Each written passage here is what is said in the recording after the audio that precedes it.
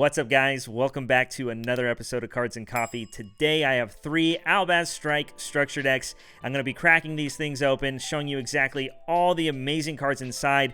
And not only that, the deck is so powerful, has so many great generic staples that we're going to take these decks and build a deck using only 3 structure decks. Whether you're a new player, returning player, a budget player, or just curious what the heck this deck would look like using only 3 decks, then stick around because this video's for you. But first, as always, guys, please go grab yourself a cup of coffee or something. That way you guys can sit down and tune in.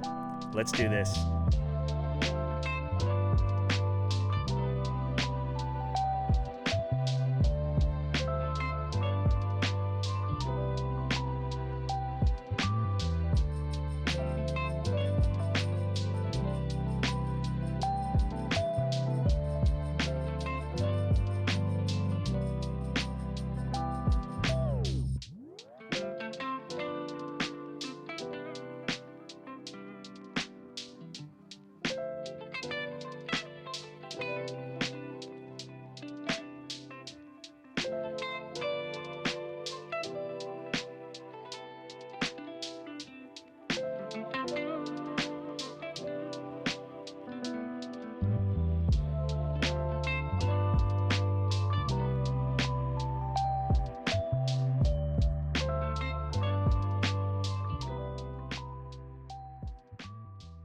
All right, here we go.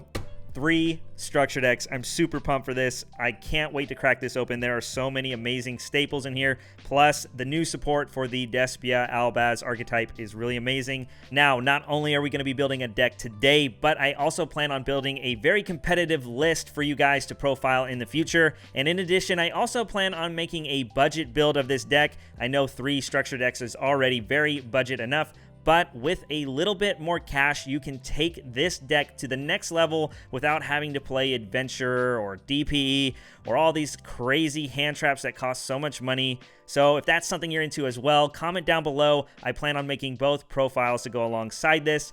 This structure deck offers so much opportunity. All right, so let's go ahead and crack one of these bad boys open. Very excited. Just gonna destroy this box here and, well, see what all we get. All right, now, of course, you get the obligatory mat. Super awesome. Never really ever going to use it. Of course, you get the deck and this nice, clean, minty fresh piece of plastic. All right, most of the time there is a tab. There it is. We'll crack this bad boy open and let's get into this. So the first monster of the deck here is Tri-Brigade Maricourier. This is almost like a hand trap, I guess. You have to control a fusion monster to use it, but it's kind of like Ghost Ogre and Valor combined, whether it's in your hand or on the field. While you control a fusion that mentions Fallen Albaz in the text, you can tribute it to negate that effect. So again, it's an effect Valor, but you have to tribute it, but hand or field, just like Ghost Ogre. So pretty cool. It also has an effect whenever it's banished. You can add a card that mentions Albaz from your deck to your hand. So that's pretty cool also. Do we play this in the most competitive build? No, but I think in today's deck list, we definitely are going to be trying to play this, at least at 1 copy. After that, we have the Spriggan's Kit. This card is really amazing. This is basically the budget variant of Albaz. The reason this isn't as good as Albaz is, 1, it isn't a Despia, and 2, when you go to add the branded fusion from your deck, graveyard, or banish zone to hand, you have to put a card from your hand back into the deck, kind of like all these other Tri-Brigade effects that search cards as well. And another really cool thing about this card is that if you have a fusion monster on the field or in the graveyard that mentions Fallen Albaz as a material, you can special summon it from your hand for free. So it's a great extender, more bodies on the field to push for game. We don't play links, obviously, in this build because, well, we're playing with just the structure decks, but this is really great, and it will trigger the effect to search a card. And again, whether it's on the field or the grave, super free. This is probably one of your best starters in the deck, at least for today's build. After the kit, we have the Golden Sword Soul. I'll be completely honest, this card is a tuner, which is hilarious, which it doesn't come with synchros, so that's a little awkward, but I'll be completely frank with you, this card really is not going to see any play in this variant or any competitive variant that at least I can see in the future. After that card, though, we have the boss monster of the deck. This card is insane. It takes an Albaz and then a fusion, synchro, or exceed, or link. So basically any monster from the extra deck, besides a pendulum monster, I guess, and you can summon it. This card has two amazing effects. One is a quick effect, non-targeting banish on a monster, so that's really amazing. It also has a graveyard effect where whenever it's removed from the field from your opponent's card, be it battle or effect, you can Raigeki the whole field at the end of the turn. So it's pretty crazy. It's the best boss monster in your deck, and for this build, for sure, that's what the deck's going to be built around. And even in the best variants possible, this card is an ace. Now, after the Ice Blade, we do have the Lubellion. That card is really amazing as well. It allows you to fusion summon using materials on your field or graveyard or even your banish zone, and it actually shuffles them into the deck. So it's another way to fusion summon. It's really easy to make because it's just Albaz in a dark. And you do have to discard a card, but it's a great way to recycle all your resources. After that, we have the legendary Branded Fusion. This card is insane. It's a Shaddoll fusion. You're locked into fusions, but you really don't care. The only requirement is the monster you're summoning has to have Albaz listed as a material. It's pretty dang crazy, and this is definitely what the deck's going to be all about. After the Branded Fusion, we have Branded Sword. This is a pretty average trap card. I don't see us playing this really at all. Kind of niche. You get a bunch of tokens, but again, we don't play Link monsters, so I don't know, not bad, not good, but, you know, it's a cool card. The next trap is Branded Retribution. This is a counter trap that when a spell, trap, or monster effect is activated that would include special summoning a monster, you can negate it. You have to return a fusion monster you control or 2 fusions from your extra deck to use this, but I mean, it does have some pretty cool application, but again, I don't know if we would play this or not. Maybe 1 copy. Now, after the foils, our first common is the Fallen of Albaz, which funny enough is the only card I actually don't have outside of the new stuff, so very glad it came in the deck as a common. Very key to all your plays, and this deck will probably be playing 3, but you discard a card to fusion summon using your opponent's monster and itself, so it's very great at breaking boards, and again, all your fusions require using it, so this is going to be a staple 3 today for sure. For the next monster, there is Albion, the Shrouded Dragon. This is like a upstart slash free extender body to throw on the field. You have to dump an Albaz to do one of those 2 effects, but really it's a consistency card. It's treated as Albaz. It's a dragon, so, you know, for today's build, we actually might be playing this card.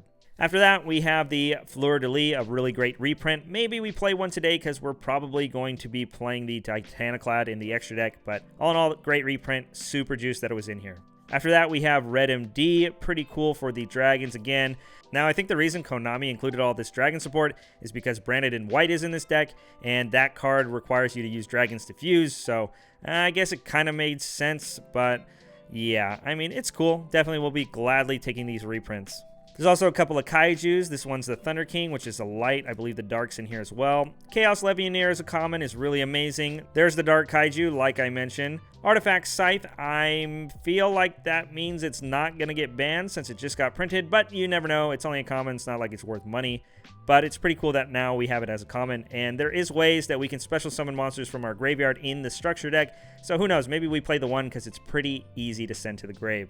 Like I said, there's some Dragon Link stuff, so there's the white and the black, really awesome cards. There's also Safer. This is a really amazing card, whether it's in Dragon Link or just Yu-Gi-Oh! In general. I think just on paper, this card's really amazing, so it's great that it got a common reprint. After that, there's Keeper of the Dragon Magic. This card searches Poly. Summoner Monk, which theoretically can get you Spriggan's Kit.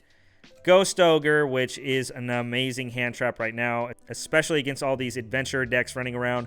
After the Ogre, we got the Veiler, another amazing staple. Very glad. We're definitely going to be playing 3 of all these hand traps. There's also Brotor, again, more Dragon Link support. I think this is the last monster. Yeah, it is. Very cool card. Awesome reprint. Don't think we're going to be playing it, though. Next is Branded and Lost. This is kind of like a magical meltdown, I guess, for the deck. Pretty cool. Don't know if I'd play it.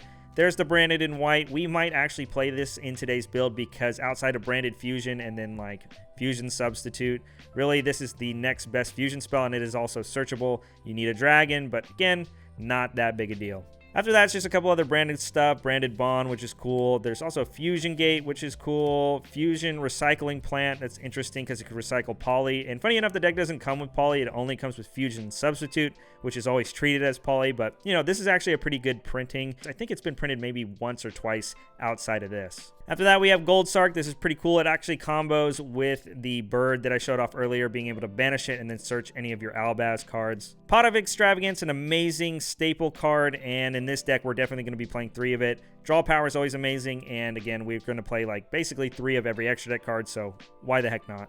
After the pot, we have Called by the Grave, a staple, of course. It's only at 1, but very glad this comes in the deck.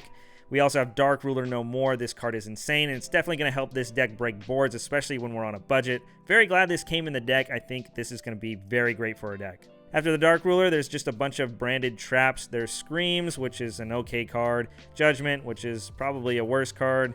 And I think there's a couple more, but first is Necrofusion. This lets you fusion by banishing cards from your graveyard, so that's pretty cool.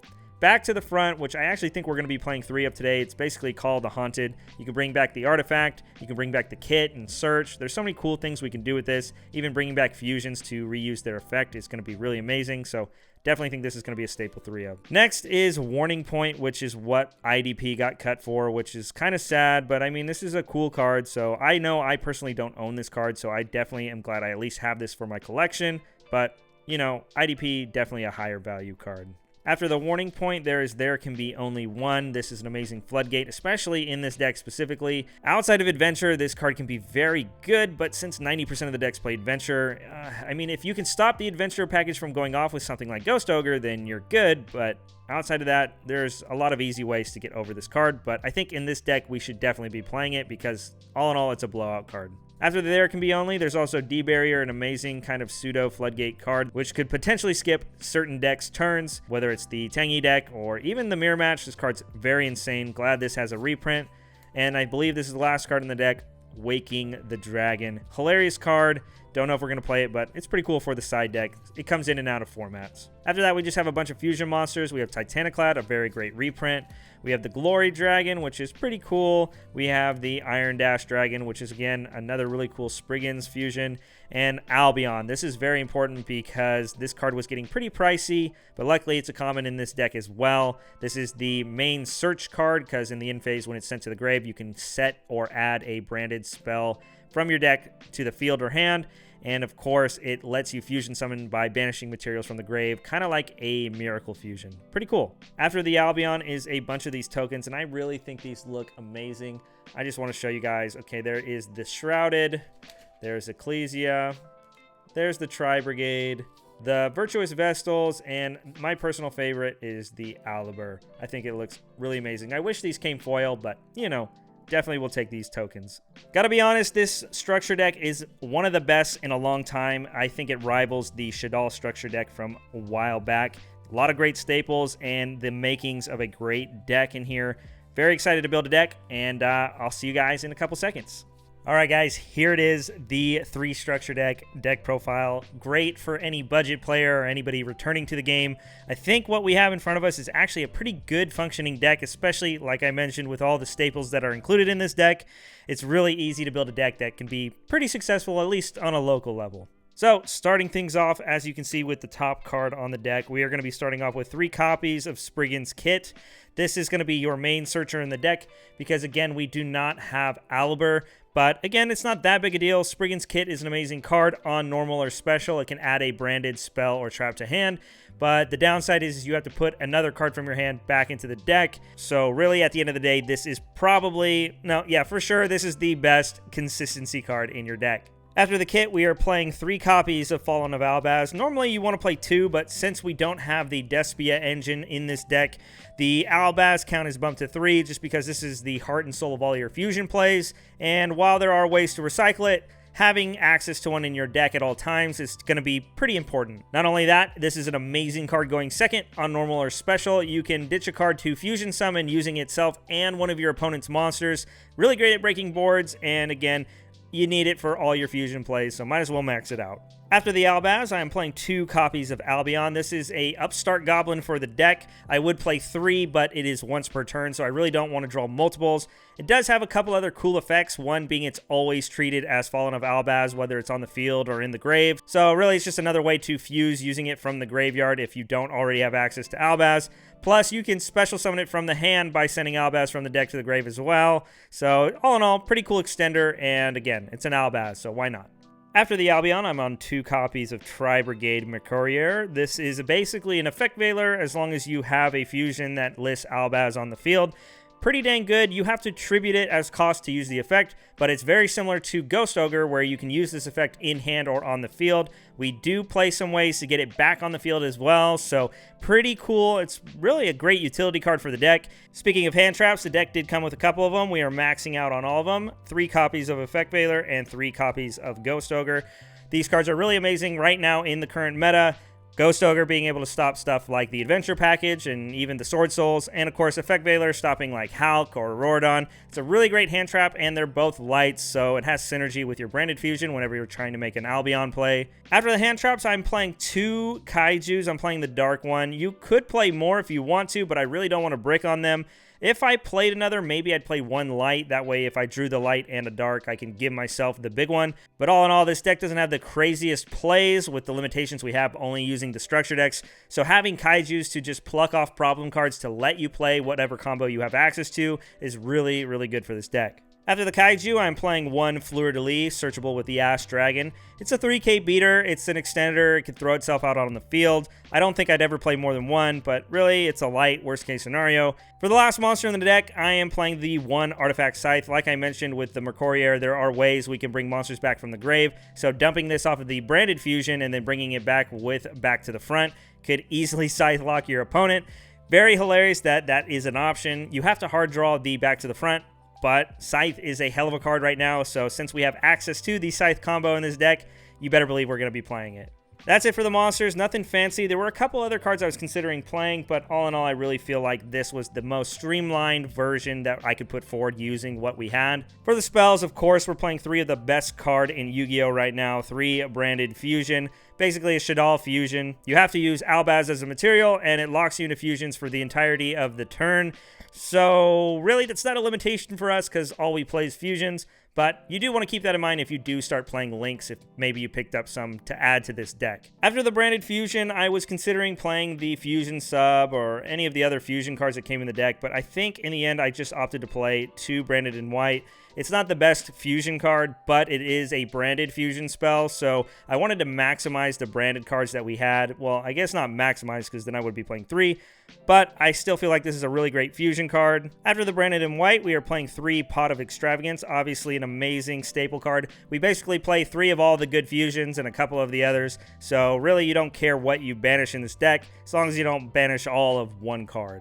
After the Extravagance, I am playing the 1 Gold Sarcophagus. The Tri-Brigade searches a card when it's banished, so this is essentially a Rhoda for the deck. After the Gold Sark, we play the 1 Called by the Grave. Very glad this came in the deck. This card is so amazing, stopping hand traps to let your Branded Fusion go through. And of course, even hitting cards like DP or any of those heroes that might be in the grave could be very, very useful. For the last spell in the deck, we are playing the 3 Dark Ruler No More. Like I mentioned, this deck has a lackluster extension, so we want to maximize all the power cards that we can. Just like the Kaijus, we just need cards to turn off the field. That way we can play with whatever combo we might actually have access to. Having 1 card that can turn off an entire field at once is insanely powerful right now, and even if you're going first, worst case, you could always pitch it with any of your card effects if you don't see yourself needing it later. That's it for the spells, basically all the fusion spells that are good, alongside all the power spells and staples that the deck came from. Moving on to the traps though, we do play 1 Branded Retribution. I don't know how I feel about this yet, but I feel like playing 1 is a pretty good option.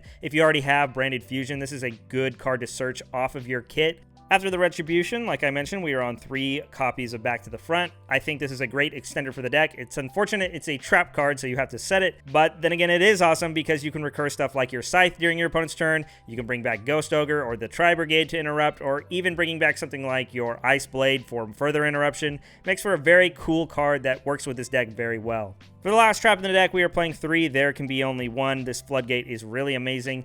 The Adventure Package can turn this off fairly easily. Luckily, we have stuff like Ghost Ogre to prevent that, and of course, we also have our fusions that can hopefully prevent that as well. But as long as you can keep that engine offline and this card to stick, you can easily win games against most of the decks in the meta right now. Now, hopping over to the extra deck, basically it is a bunch of fusion monsters from the starter deck, basically playing 3 of everything, first being 3 of the Ice Blade. This card's really great. You can quick effect non-targeting banish a monster on the field. You can only use it once per turn, and then if you do use it, you can't use it until the following turn after that. So hypothetically, if you used it on your opponent's turn, then of course you could not use it on your turn. It also has an amazing graveyard effect where if your opponent were to get rid of it during the end phase of that turn, you can Raigeki their whole field. So not only is this a great interruption, but it also puts a lot of pressure on your opponent to get rid of it in a way that won't punish them. After the Mirror Jade, we have 3 of the Lubellion. This is another way to fusion summon. You can summon it, pitch a card, and then use anything from your field or even your graveyard, shuffle them back in the deck, and then perform another fusion summon. It can't attack the turn you do that, but this is really great at recurring your resources from the grave back in deck, like the Albaz, and allowing for further fusion summonings with something like Branded Fusion. After Lubellion, we have 3 Albion. This card is really great. It's basically a Miracle Fusion on legs. Not only that, it has a great graveyard effect that will allow you to set a branded spell or trap from your deck to the field in the end phase. You could also add it to your hand if you're worried about it getting destroyed. But all in all, it's a great consistency card for the deck. And I don't think I mentioned it, but when Mirror Jade goes to banish a card, you actually send a monster from your extra deck to the grave to do that. So by sending the Albion, not only are you going to non-targeting banish, but you'll trigger this effect to search in the end phase. After that, I'm playing the 2 Titaniclad alongside the 2 Glory Dragon and the 2 Iron Dash. Titaniclad in the end phase can get you access to Fleur de Lis, so that's pretty amazing. Also, if you fusion summon it, it can get really, really big, so that's something to keep in mind if you're trying to run over something. Glory Dragon's pretty cool. It can't be destroyed and it prevents targeting, so that's pretty unique. And the Iron Dash is also more removal in your deck. It can destroy things in the same column as it, so if ever you're needing to destroy things, this is definitely the go-to card. So guys, that's it. 3 structure decks gets a hell of a deck.